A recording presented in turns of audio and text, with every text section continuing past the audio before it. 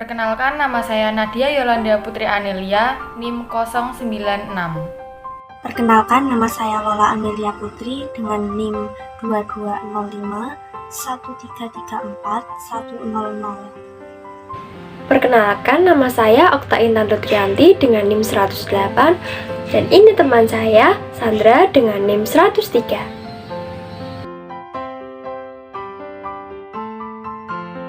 Stres dan kesehatan. Apa itu stres? Menurut Kamus Besar Bahasa Indonesia, ada dua pengertian stres. Yang pertama, gangguan atau kekacauan mental dan emosional. Kedua, tekanan secara teknis psikologik.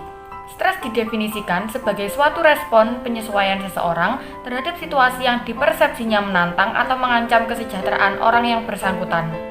Stresor, strain, dan transaction. Stresor yaitu suatu stimulus atau peristiwa yang menantang secara fisik dan psikologi dan menyebabkan seseorang tersebut mengalami stres. Yang kedua adalah strain. Strain adalah reaksi individu terhadap stres tersebut.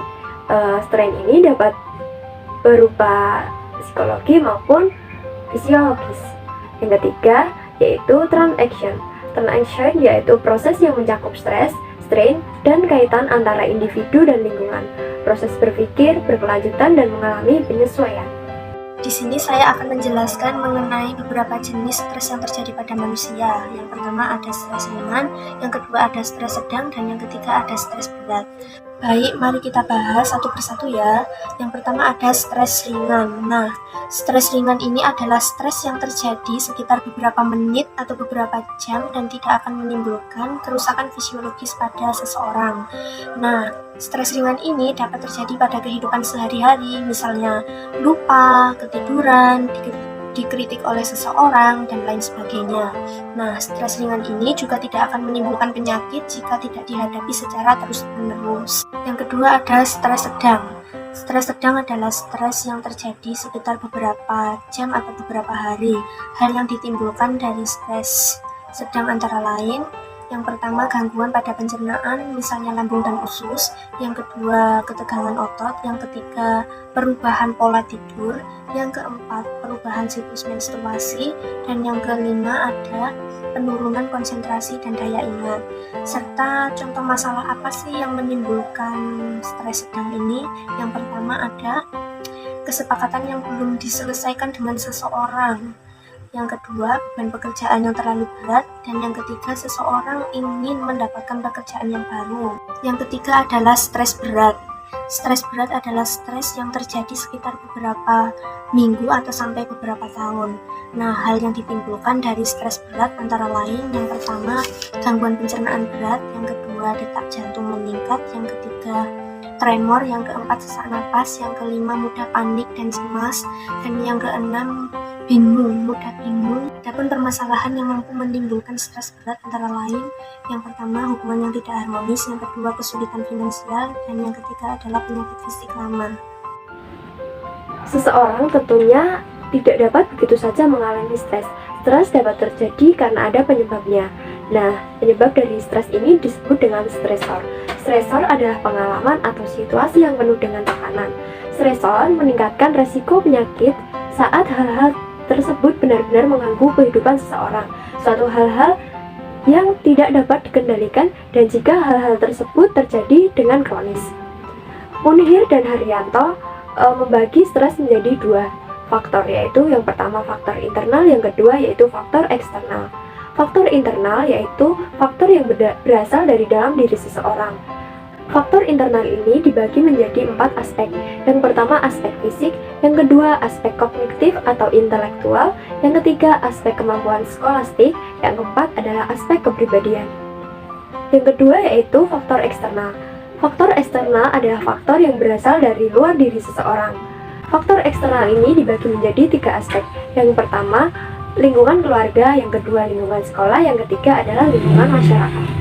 Faktor internal tadi dibagi menjadi 4 aspek. Yang pertama tadi aspek fisik. Nah, aspek fisik ini misalnya berhubungan dengan kecacatan fisik, bentuk fisik yang dianggap tidak ideal menurut individu, contohnya seperti kulitnya rusak, rambut keribu, pendek, dan lain sebagainya.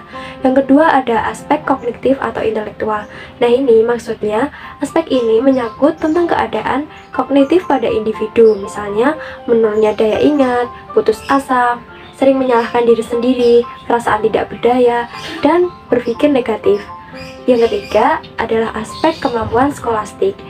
Contoh dari kemampuan skolastik ini yaitu adalah aspek pemahaman individu tentang sekitar, misalnya bagaimana dia mampu atau tidak memahami materi pembelajaran dan kemampuan mengerjakan tugas.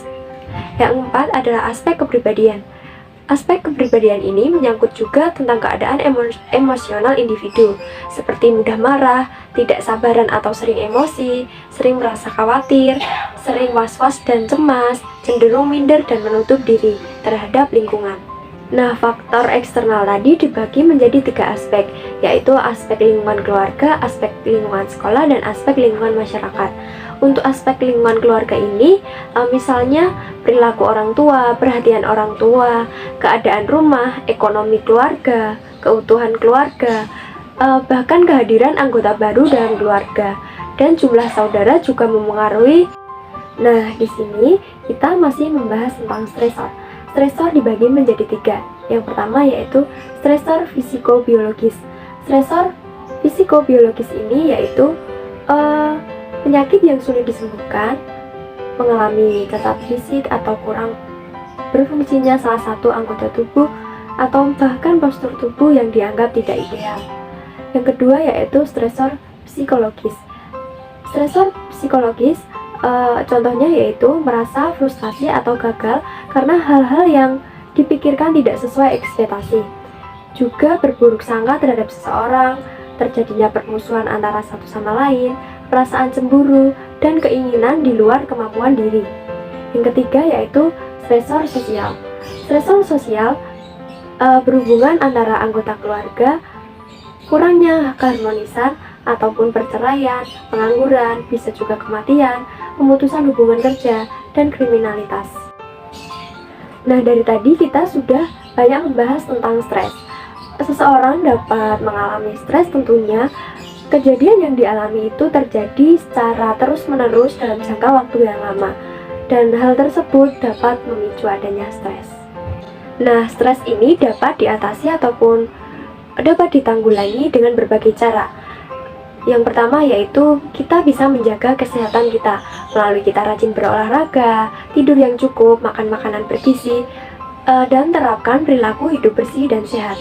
Yang kedua, kita harus selalu senantiasa berpikir positif, karena hal-hal yang negatif yang kita pikirkan bisa jadi belum tentu terjadi. Yang ketiga yaitu bicarakan keluh kesah atau curhat dengan seseorang yang dapat kita percaya. Yang keempat yaitu tentunya kita harus mendekatkan diri dan meningkatkan ibadah kita, karena itu juga menjadi salah satu kunci yang penting agar kita terhindar dari stres. Yang kelima yaitu menerima diri sendiri dan lingkungan sebagaimana adanya. Yang keenam, kita dapat meluangkan waktu untuk diri sendiri, untuk rekreasi ataupun sejenak menenangkan diri dari kepenatan aktivitas harian. Yang ketujuh yaitu menghindari perubahan besar dalam saat yang bersamaan, karena itu dapat menimbulkan hal yang dapat memicu terjadinya tekanan, sehingga jika dalam keadaan lama itu dapat menimbulkan stres. Baiklah, itulah penjelasan mengenai stres dan kesehatan dari kelompok 4. Hendaknya kita dapat menjaga diri kita sendiri dan menjaga kerabat dan keluarga kita agar tidak mengalami stres. Terima kasih atas perhatiannya. Bye.